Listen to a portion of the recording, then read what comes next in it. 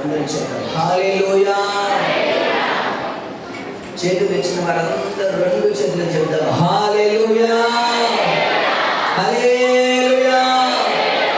సమస్త ఘనత మహిమలు దేవునికే చెల్లును గాక. ఆమేన్.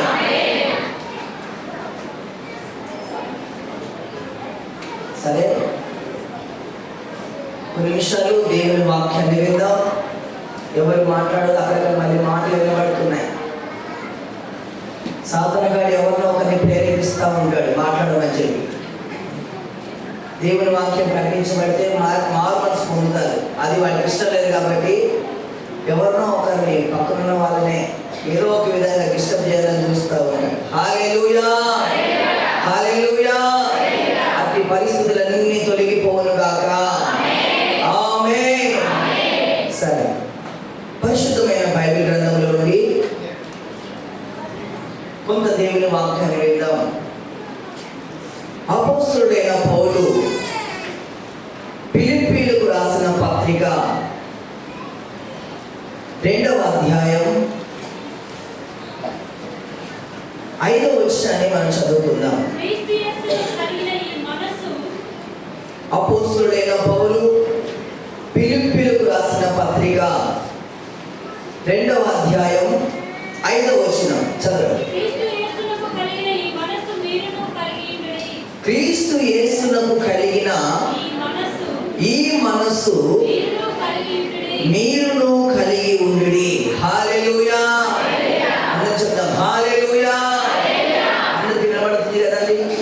వినబడుతుందా? హల్లెలూయా. ఇక్కడ మనం చదువుకున్న వాక్య భాగాన్ని శ్రద్ధగా గమనించినట్లయితే అపోస్తలుడైన పౌలు క్రీస్తు శకం 1వ శతాబ్దంలో ఉన్న క్రైస్తవులకు, ఫిలిప్పీలో ఉన్న సంఘానికి అపోస్తలుడైన పౌలు ఒక ఉత్తరాన్ని రాస్తున్నాడు, ఒక పత్రిక రాస్తున్నాడు. పత్రిక రాసు అక్కడున్న విశ్వాసులకు, ఆ సంఘంలో ఉన్న విశ్వాసులకు చెప్తున్న మాట ఏంటంటే, క్రీస్తు యేసునకు కలిగిన ఈ మనస్సు మీరును కలిగి ఉండండి అని చెప్తున్నాడు. హల్లెలూయా. ఏమని చెప్తున్నాడు చెప్పండి? క్రీస్తు యేసునకు కలిగి ఉన్న మనస్సు, యేసు క్రీస్తు కలిగి ఉన్నటువంటి మనస్సుని ఓ ఫిలిప్పీలో ఉన్న సంఘస్థులారా, వాక్యం వింటున్న సంఘస్థులారా, మీరు కూడా అట్టి మనస్సును కలిగి ఉండండి అని అపోస్తలుడైన పౌలు సంఘానికి రాస్తూ ఉన్నాడండి. హల్లెలూయా. పరిశుద్ధాత్మ దేవుడు ఈరోజు ఆదివారం ఆరాధనకు వచ్చిన ప్రతి ఒక్కరితో మాట్లాడుతున్నాడు. క్రీస్తు యేసు కలిగిన మనస్సు, యేసు క్రీస్తు ప్రభువుకు కలిగిన మనస్సు సంఘ బిడ్డలైన ప్రతి ఒక్కరు కలిగి ఉండాలని కోరుతూ ఉన్నాడు. హల్లెలూయా హల్లెలూయా. ప్రియ సహోదరి సహోదరులారా, మరి యేసు ప్రభు ఏ మనస్సు కలిగి ఉన్నాడు? ఎలాంటి మనస్సు కలిగి ఉన్నాడు? ఆయన ఎలాంటి మనస్సు కలిగి ఉన్నాడో మనకు తెలిస్తేనే కదా ఆ విధంగా మనం నడుచుకునేది, ఆ విధంగా మనం ఉండేది. అపోస్తలుడైన పౌలు గారు చెప్తూ అంటాడు, 5వ వచనం చదవండి. మీరును కలిగి ఉండుడి. ఆయన దేవుని స్వరూపము కలిగిన వాడై ఉండి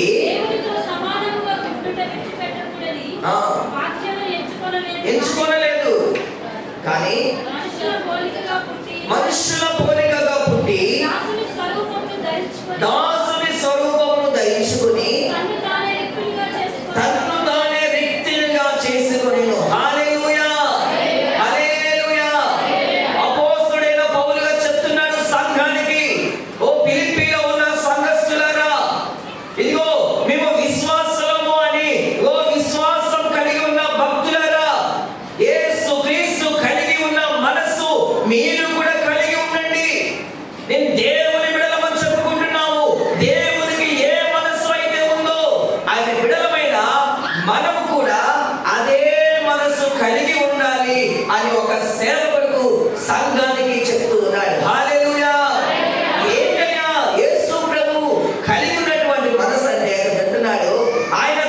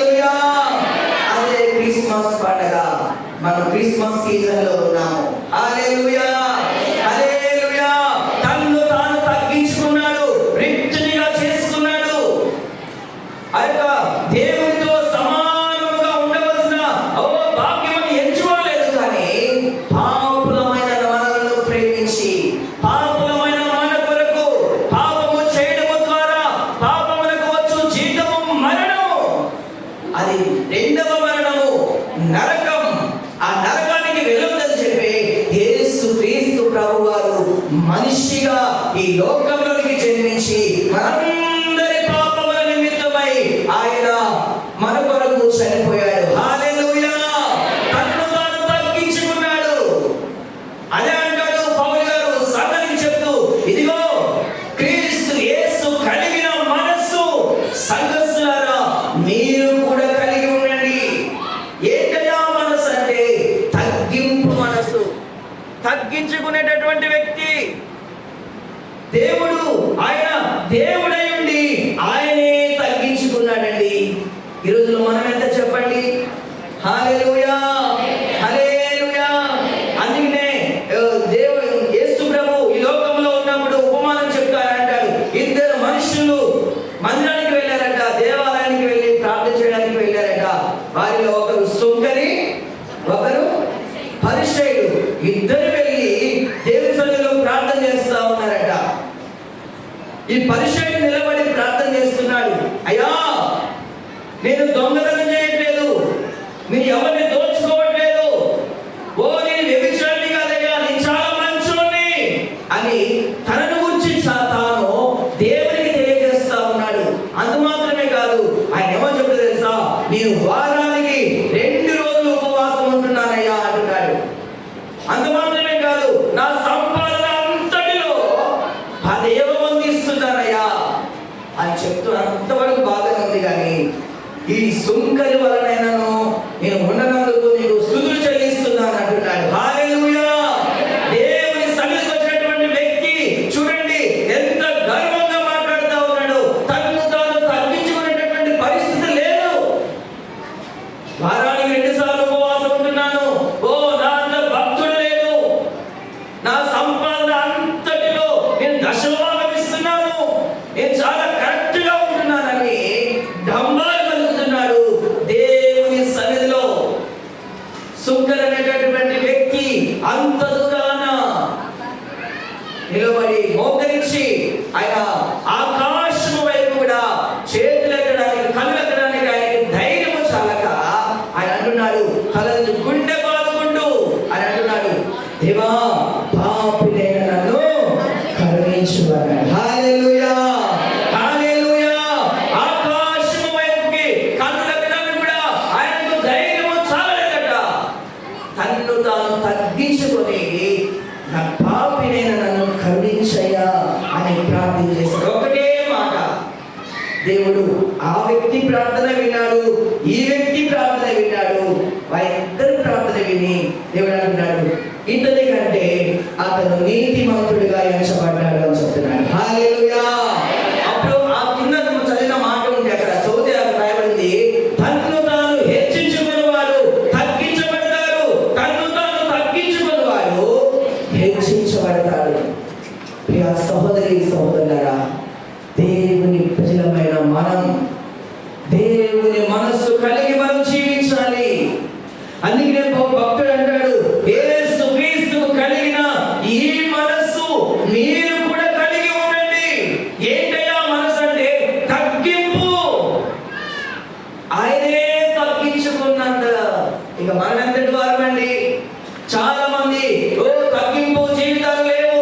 తమ యొక్క మాటలను బట్టి మాటలలోనే మనకు కనబడిపోతా ఉంది వాళ్ళలో ఉన్న ఆ యొక్క హెచ్చింపు. తమ కులాన్ని బట్టి కొంతమంది, తమకున్న జ్ఞానాన్ని బట్టి కొంతమంది, తమకున్నటువంటి పరిస్థితులను బట్టి ధనాన్ని బట్టి కొంతమంది. దేవుడు అంటాడు, కొంతమంది కంటే ఒక సేవకుడు అంటాడు, డబ్బు కొంతమందికి ఇచ్చి చూస్తాడట, కొంతమందికి ఏమో ఇవ్వకుండా చూస్తాడట. పరీక్షిస్తాడు. డబ్బు ఇస్తే ఏ విధంగా వాడతాడు ఈ వ్యక్తి అని చెప్పి దేవుడు డబ్బులు ఇచ్చి చూస్తాడట. కొంతమందికి డబ్బులు ఇవ్వకుండా ఎలా ఉంటాడో అని చూస్తాడట. డబ్బు ఇచ్చినప్పుడు ఎలా ఉంటున్నారు, డబ్బు లేనప్పుడు నీ స్థితి దేవుని ఎదుట ఏ విధంగా ఉంటుందో మనల్ని మనం ఒకసారి పరీక్షించుకోవాల్సిన అవసరం ఎంతైనా ఉంది. అందుకే అంటాడు, క్రీస్తు యేసు కలిగిన ఈ మనస్సు మీరును కలిగి ఉండుడి అంటున్నాడు. హల్లెలూయా, హల్లెలూయా. ప్రియ సహోదరి సహోదరులారా, వాక్యంలో రాయబడి ఉన్న మాట, దేవుడు తగిన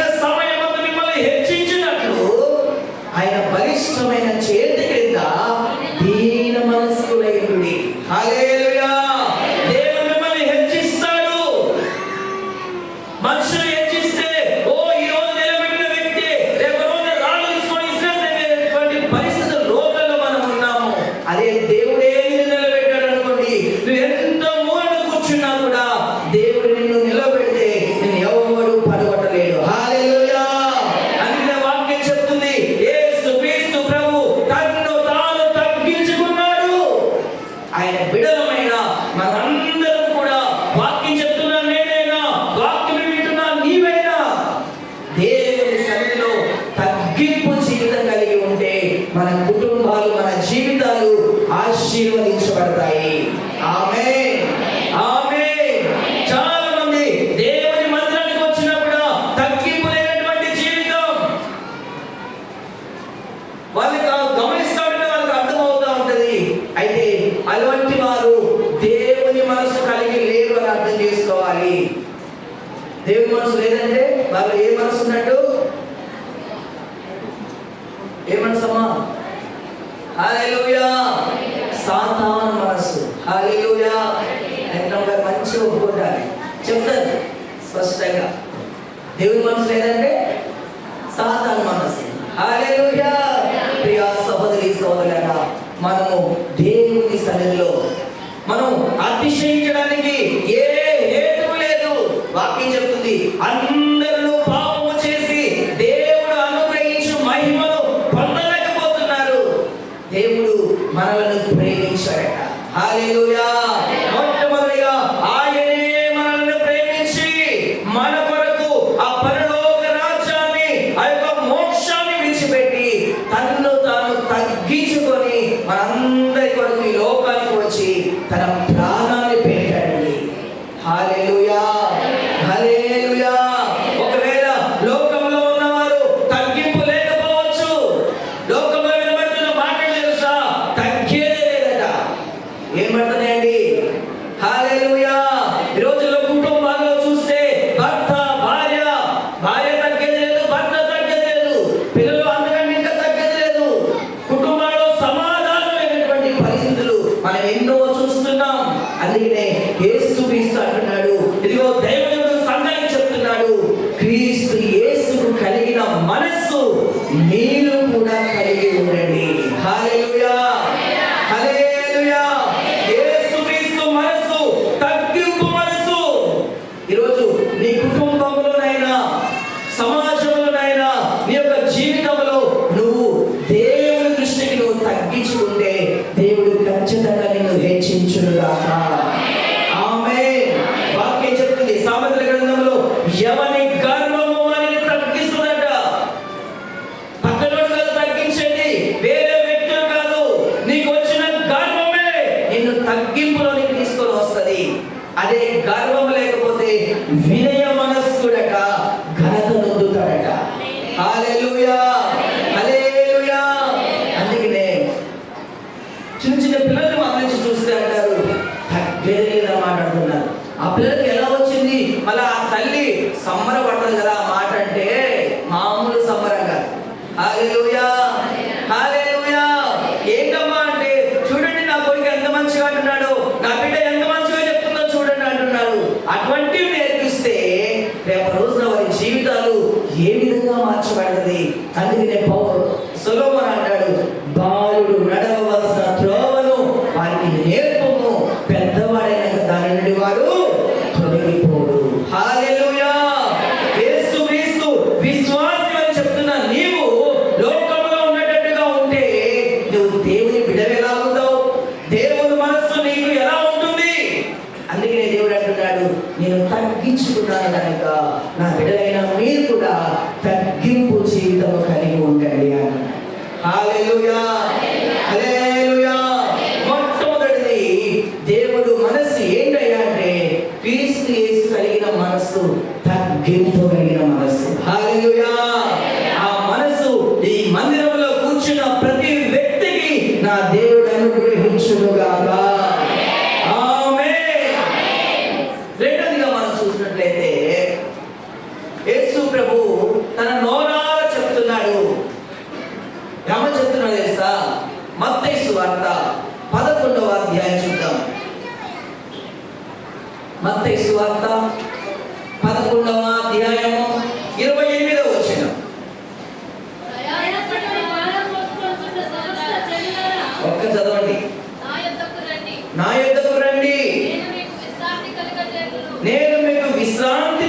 చేతును, నేను సాత్వికుడను, దీన మనస్సు గలవాడను కనుక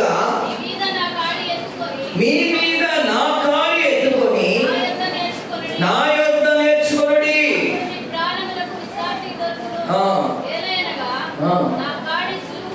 నా కాడి సులువుగాను నా భారము తేలికగాను ఉన్నది. హల్లెలూయా. యేసు క్రీస్తు ప్రభు ఈ లోకంలో సంచరిస్తున్నప్పుడు ఆయన దగ్గరికి వచ్చిన ప్రజలతో చెప్తున్న మాట, తన నోరు తెరిచి చెప్తున్న మాట తెలుసా? ప్రయాసపడి, ఓ రకరకాల ప్రయాసాలు, కుటుంబము ఎలా గడుస్తున్నారు కొంతమందికి ఏ విధంగా ఈ కుటుంబాన్ని నడిపించాలనే భారాలు, రకరకాల భారాల చేత అలసి సొలసి ప్రయాసపడుతున్న నా చెల్లారా, నా యొద్దకు రండి, నేను మీకు విశ్రాంతిని కలగజేస్తాను. హల్లెలూయా. విశ్రాంతి లేక, నెమ్మది లేక, శాంతి సమాధానం లేక నా బిడ్డలు ప్రయాసపడుతున్నాడు. అయితే నా యొద్దకు రండి అని దేవుడు పిలుపునిస్తున్నాడు. ఆ పిలుపు వింటున్న చాలా మంది యేసు ప్రభు మాకు సంబంధించినటువంటి వ్యక్తి కాదని దూరంగా పోతూ ఉన్నారు. దినమెల్లా తన రెండు చేతులు చాచి పిలుస్తున్నాడు, నా ప్రజలారా నా యొద్దకు రండి, నేను మీకు విశ్రాంతిని ఇస్తాను అని చెప్తూ అంటాడు. అక్కడ కింద 29వ వచనంలో అంటాడు, నేను సాత్వికుడను, దీన మనస్సు గలవాడను. హల్లెలూయా. ఆయన చెప్తున్నాడు, ఆయన మనస్సు ఎలాంటిదంటే దీనమైన మనస్సు అట. ఏ మనసు చెప్పండి? దీనమైన మనస్సు. దేవుడు దీనుడుగా ఈ లోకానికి జన్మించాడు. ఈ లోకంలో ఆయన దీనుడుగా బ్రతికాడు. ఈరోజు మన జీవితాలు ఎలా ఉన్నాయి? దీన మనస్కులుగా మనం ఎప్పుడైతే ఆయన బిడ్డలుగా జీవిస్తామో అప్పుడే దేవుడు ఆశీర్వాదాలను, ఆ యొక్క స్వస్థతను మనకు కలగజేస్తాడు. చూడండి దేవుళ్ళారా, ఆయన ఎంత దీనుడయ్యా అంటే ఈ లోకంలో ఆయన పుట్టినప్పుడు ఎక్కడ పుట్టాడండి? పశువుల పాకలో. హల్లెలూయా. ఆ పశువుల తొట్టిలో పడుకోబెట్టబడ్డాడు. ఎంత దీనుడయ్యాడండి ఆయన. పశువుల తొట్టి ఎలా ఉంటుందండి? బాగుంటుందా? ఎలా ఉంటుంది చెప్పండి? ప్రియమైన దేవుళ్ళారా, అంత దీనముగా ఆయన దీన మనస్సు కలిగి ఉన్నాడు. మరి ఆయన బిడ్డమైన మనము ఆయన దీనుడుగా ఉంటే నాకు ఇది కాదు. హల్లెలూయా. దీనత్వం లేనటువంటి పరిస్థితులు. బైబిల్లో ఒక ఆమె ఉంది దీన, ఆమెకు దీన మనస్సు లేదు. తండ్రి చెప్పాడు, అమ్మా నువ్వు బయటికి వెళ్ళొద్దు, బయట పోకి జనం తిరుగుతూ ఉన్నారు, నువ్వు బయటికి వెళ్ళొద్దమ్మా అని చెప్తే ఆమె దేశాన్ని చూడబోయిందట, ఊరిని చూడాలనుకుందట. వాళ్ళకి చెప్పకుండా తన స్నేహితులను, తన చెలికత్తలను పెట్టుకొని ఆమె ఆ ఊరు చూడడానికి అలా పోయేసరికి తన జీవితాన్ని సర్వనాశనం చేశారండి ఆ పోగి మూట. హల్లెలూయా. అప్పుడు బాధపడుతుంది, అయ్యో అని. దీన మనస్సు లేదు, దీనమ్మ అని పేరుంటది. మరి ఇక్కడ ఎవరున్నా నాకు తెలియదు కానీ అటువంటి వారికి చూస్తే దీన మనసు లేనటువంటి పరిస్థితులు కనబడుతూ ఉన్నాయి. పేరుకు దీనత్వమే, పేరుకు దీన మనసే, దీనమ్మే. దేవుడు అంటున్నాడు, ఆయనే దీనుడుగా. ఎంత దీనాది దీనమో ఆయన దీనుడుగా ఈ లోకానికి దిగి వచ్చాడు. దీన మనస్సు కలిగి ఉన్నాడు. ఆయన వాక్యం వింటున్నాం మనం ఎలాంటి మనస్సు కలిగి ఉన్నామో? దేవుడు దీన మనస్సు గలవాడట. హల్లెలూయా. ఆయన ప్రయాణాలకి రథాలను వాడుకోలేదు, గుర్రాలను వాడుకోలేదు. ఆయన యేసు ప్రభు ఆయన ప్రయాణానికి గాడిదను వాడుకున్నాడండి. ఎంత దీనుడుగా ఆయన తగ్గించుకున్నాడు. ఈరోజు ఆయన బిడ్డలమైన మనం కూడా దీన మనస్సు అనే వస్త్రాన్ని ధరించుకోవాలని వాక్యం చెప్తా ఉంది. హల్లెలూయా. హల్లెలూయా. అప్పుడే నీ జీవితం ఆశీర్వదించబడుతుంది. చాలా మంది అంటారు, ప్రభువా నువ్వు ఆశీర్వదిస్తానన్నావయ్యా, నువ్వు దీవిస్తానన్నావు, ఇదిగో నువ్వు అది చేస్తానన్నావు, ఇది చేస్తానన్నావు. దేవుడు చేస్తాడు ఖచ్చితంగా. మాట ఇచ్చి తప్పే దేవుడు కాదు. ఈరోజు మనం అయితే దేవుడు చెప్పినట్టుగా కూడా నీ జీవితం ఉంటేనే అప్పుడు నీకు ఆశీర్వాదం కలుగుతుంది. హల్లెలూయా. నీలో తగ్గింపు జీవితం ఉండాలి, నీలో దీన మనసు అనే జీవితం ఉంటేనే దేవుడు నిన్ను ఆశీర్వదిస్తాడు. అది లేకుండా ప్రభువా కావాలి కావాలి ఇవ్వాలి ఇవ్వాలంటే ఎందుకు ఇస్తాడండి? పెద్దదానికి కండిషన్ ఉంది. దేవుడు ఒక వాగ్దానం నీకు చేస్తున్నాడంటే ఆ వాగ్దానం తర్వాత ఏదో కండిషన్ ఉంది. ఆ కండిషన్ కనుక, ఆ ఆజ్ఞ కనుక నువ్వు పాటిస్తే ఆ వాగ్దానం నీ సొంతం అవుతుంది. హల్లెలూయా, హల్లెలూయా. సంఘానికి చెప్తున్నాడు అపోస్తలుడైన పౌలు గారు, ఇదిగో ఫిలిప్పీలో ఉన్న సంఘస్థులారా, యేసు క్రీస్తుకు కలిగిన మనస్సు మీరు కూడా కలిగి ఉండండి అంటున్నాడు. ఏంటంటే యేసు ప్రభు కలిగి ఉన్న మనస్సు అంటే మొట్టమొదటిగా తగ్గింపు మనస్సు. హల్లెలూయా. తన్ను తాను రిక్తుడిగా చేసుకున్నాడు. తన్ను తాను తగ్గించుకున్నాడు. ఆయన బిడ్డవైన మనము తగ్గింపు జీవితం కలిగి ఉండాలి. హల్లెలూయా, హల్లెలూయా. లోకంలో చెప్పేటట్టుగా తగ్గేదే లేదంటే మాత్రం ఇక నీ జీవితాన్ని ఎవరు బాగు చేయలేరు. హల్లెలూయా. రెండవదిగా దీన మనస్సు గలవాడు. వాక్యం చెప్తుంది దీనులైన వారు ధన్యులు. కొండ మీద ప్రసంగంలో అక్కడికి వచ్చిన ప్రతి ఒక్కరితో దేవుడు చెప్తున్న మాట, దీన మనస్సు గలవారు ధన్యులు. ఎవరిదంటే పరలోక రాజ్యం. హల్లెలూయా. ఎవరైతే దీన మనస్సు కలిగి ఉంటారో, ఎవరైతే దీనంగా ఉంటారో, దేవుని సన్నిధిలో దీన మనస్సు కలిగి జీవిస్తారో వారిదే పరలోక రాజ్యమట. చూడండి అన్నమాట. మత్తయి సువార్త 5వ అధ్యాయం 3వ వచనం.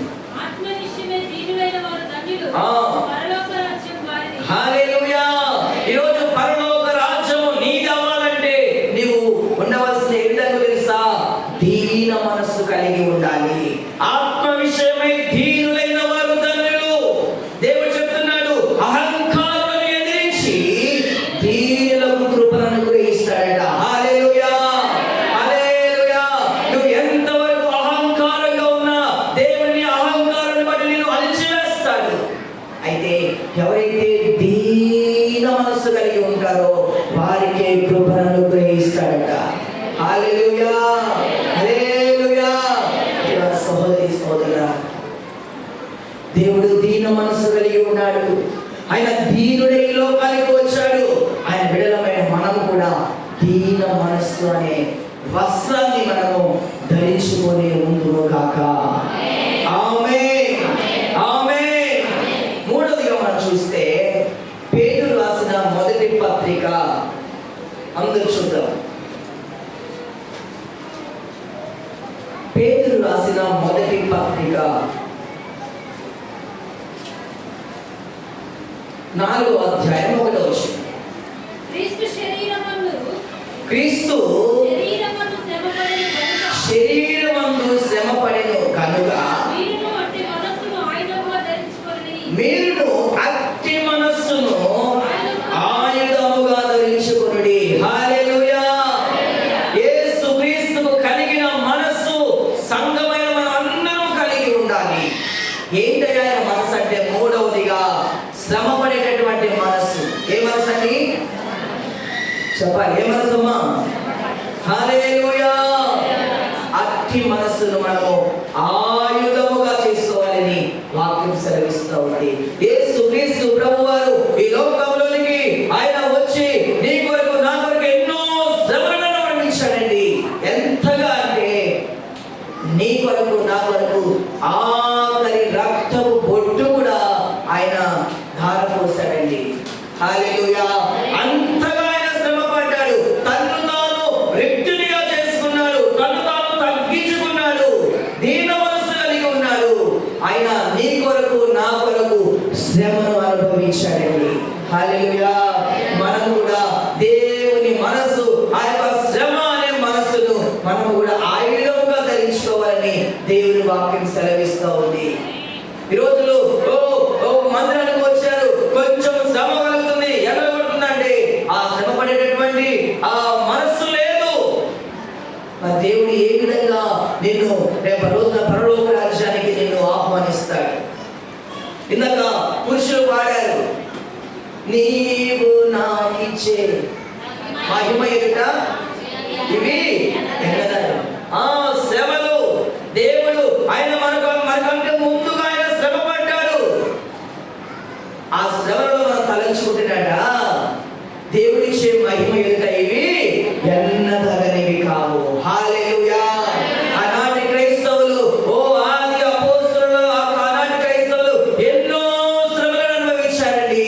ఈరోజు మనము ప్రశాంతముగా కూర్చొని దేవుని వాక్యాన్ని వినగలుగుతున్నామంటే ఆనాటి క్రైస్తవులు ఎన్నో శ్రమలను అనుభవించారు. కాబట్టి ఈరోజు మన వరకు దేవుని వాక్యం వచ్చింది, దేవుని వాక్యాన్ని వినగలుగుతున్నాం. హల్లెలూయా, హల్లెలూయా. ఒకవేళ నీకు శ్రమ వస్తుందంటే దాని వెనక ఖచ్చితమైన ఆశీర్వాదం దాగి ఉంది. హల్లెలూయా. అందుకనే యోబు భక్తుడు అంటాడు, నేను శోధించబడిన తర్వాత సువర్ణముగా మారుతాను. ఆ బంగారాన్ని కనుక, ఆ సువర్ణాన్ని కనుక మనం పరీక్షించినట్లయితే అదొక రూపంలోకి రావాలంటే దానికి ఎన్ని శ్రమలు, అగ్ని వంటి మహాశ్రమలు, అగ్నిలో కాలుస్తారు, ఎన్నో శ్రమల పాలై చివరికి అదొక రూపంలోనికి వచ్చినట్లుగా ప్రియ సహోదరి సహోదరా, ఆయన బిడ్డలమైన మనం కూడా ఈ లోకంలో ఎన్నో శ్రమలు, చాలా మంది కొద్దిపాటి శ్రమకే మన లోకంలోకి వెళ్ళిపోతున్నారు. ఈ 50, 60, 70 సంవత్సరాల జీవితానికి వాంబోయి మీద తట్టుకోలేమండి దేవుళ్ళు అని మరలా వెనకడిగేస్తా ఉన్నారు. లోతు భార్య వెనక్కి తిరిగి చూసినట్లుగా చాలా మంది వెనక్కి తిరిగి చూస్తా ఉన్నారు. ప్రియ సహోదరి సహోదరా, యేసుక్రీస్తు ప్రభు ఇక్కడ వాక్యం చెప్తుంది, క్రీస్తు శరీరమందు శ్రమ పడెను. నీ కొరకు నా కొరకు యేసు క్రీస్తుగా దేవుడే శరీరమందు శ్రమ పడ్డాడు. ఆయన బిడ్డలమైన మనం కూడా అట్టి మనస్సును ఆయుధముగా ధరించుకోవాలని వాక్యం చదివిస్తా ఉంది. హల్లెలూయా. యేసు క్రీస్తు కలిగి ఉన్న మనస్సు ఏంటో తెలుసా? శ్రమ పడేటటువంటి మనస్సు. పౌలు గారు అంటాడు, సువార్త ప్రకటించకపోతే నాకు శ్రమ. శ్రమ పడేటటువంటి ఆ యొక్క మనస్సును ఆయుధముగా ధరించుకున్నాడండి. పౌలు గారు ఎన్నో శ్రమలు పడ్డాడు. శ్రమ లేనిదే కిరీటం లేదండి. యోగులు చూసినా, ఇంకా భక్తులు ఎందరిని చూసినా కూడా ఎన్నో శ్రమలు అనుభవించారు. ఒక దైవజనుడు చెప్పాడు, వాక్యం చెప్తుంది, ఎన్నో శ్రమలను అనుభవించాక మనం దేవుని రాజ్యంలోనికి వెళ్ళాలట. శ్రమలు లేకుండా నువ్వు దేవుని రాజ్యంలోనికి వెళ్ళలేవు. శ్రమ లేకుండా నువ్వు దేవుని రాజ్యాన్ని స్వతంత్రించుకోలేవు. ఎన్నో శ్రమలట, 1, 2 కాదు. ఏంటండి? ఎన్నో శ్రమలు అనుభవించిన తర్వాతనే దేవుని రాజ్యంలోనికి మనం ప్రవేశిస్తాం. ప్రియమైన దేవుడా, అందుకనే వాక్యం చెప్తుంది, శ్రమ దినమున నీవు కృంగిలేడలా చాతగాని వాడు అవుతావు. దేవుని నమ్మిన నీవు, దేవుని బిడ్డనని చెప్తున్నా నీవు, నా భక్తులు లేరని ఒకవేళ నువ్వు అనుకుంటున్నావేమో, అయితే శ్రమ కలిగినప్పుడు నువ్వు కృంగిపోతే వాక్యం చెప్తుంది, నువ్వు చాతగాని వాడు అవుతావు. హల్లెలూయా, హల్లెలూయా. ఎందుకంటే ఆ శ్రమను దేవుని జీవితంలో అనుమతించాడండి. దాని వెనక దేవుడు ఒక ఆశీర్వాదాన్ని దాచిపెట్టాడు. హల్లెలూయా. ఆయనకు భయభక్తులు గల వారి ఎడల ఆయన దాచి ఉంచిన మేలు ఎంతో గొప్పది. ఒకవేళ శ్రమలు వస్తున్నాయని బాధపడుతున్నావేమో, ఒకవేళ ఏంటి నాకు ఈ శ్రమలు, ఒక ఆమె అంటుంది, అయ్యా ఎవరికి రావట్లేదయ్యా, నాకే వస్తున్నాయి శ్రమలు అంటారు. అంటే ఆ ఉద్దేశం ఉంది, వాళ్ళకు కూడా రావాలని. హల్లెలూయా. చూడండి ఎంత స్వార్థమో. అందరూ బాగానే ఉన్నారయ్యా, మాకే వస్తున్నాయి. దేవుడు నిన్ను పరీక్షిస్తున్నాడంటే, దేవుడు నిన్ను శ్రమపరుస్తున్నాడంటే, ఏదో ఒక ఆశీర్వాదాన్ని దేవుడు నీ కొరకు దాచిపెట్టి ఉంచాడని నువ్వు అర్థం చేసుకోవాలి. శోధించబడిన తర్వాతే సువర్ణంగా మారిపోతావు. మనస్సు, శ్రమ పడేటటువంటి మనస్సు, ఇంకా చాలా ఉన్నాయండి. ఆ మనస్సు, యేసు ప్రభు మనసు ఇంకా చాలా రకాలుగా ఉంది. అయితే ఈ 3 విషయాలను మన మనసులో పెట్టుకుందాము. ఏ మనస్సు అయ్యా దేవుంది అంటే, ఒకటి తగ్గింపు కలిగిన మనస్సు, రెండవదిగా దీన మనస్సు, ఆయన దీనుడయ్యాడు, మూడవదిగా శ్రమ పడేటటువంటి మనస్సు కలిగినటువంటి వాడు మన యేసుక్రీస్తు ప్రభు. ఆయన బిడ్డలమైన మనము కూడా అట్టి ఆ మనస్సును కలిగి ఉంటే దేవుడు మనల్ని ఆశీర్వదిస్తాడు. దేవుడు ఆయన దగ్గరికి వెళ్ళినప్పుడు బహుగా నమ్మకమైన మంచి దాసుడా అని అనేకుల ఎదుట నిన్ను మెచ్చుకునే రోజు ఒకటి ఉంది. హల్లెలూయా. సాతాను మనసు ఎలాంటిదో తెలుసా? రకరకాలైన మనసు అట. చంచలమైన మనస్సు, ఇంకోటి శరీరానుసారమైన మనసు. ఎప్పుడు ఆ మనసు ఏ విధంగా ఉంటుందంటే, శరీర సంబంధమైన కోరికలే, శరీర సంబంధమైన ఆలోచనలే కలిగి ఉంటా ఉంటది. ఇంకా రకరకాలుగా ఉంది. అట్టి మనస్సు కాకుండా క్రీస్తు యేసుకు కలిగిన మనస్సు మనం అందరం కలిగి ఉండి దేవుని సమరూపంలోనికి మార్చబడుదుము గాక. అట్టి కృప కూడి ఉన్న మనకందరికీ అనుగ్రహించును గాక. ఆమేన్, ఆమేన్. అందరూ లేచి పెడదాం, అందరం ప్రార్థన చేసుకుందాం. హల్లెలూయా.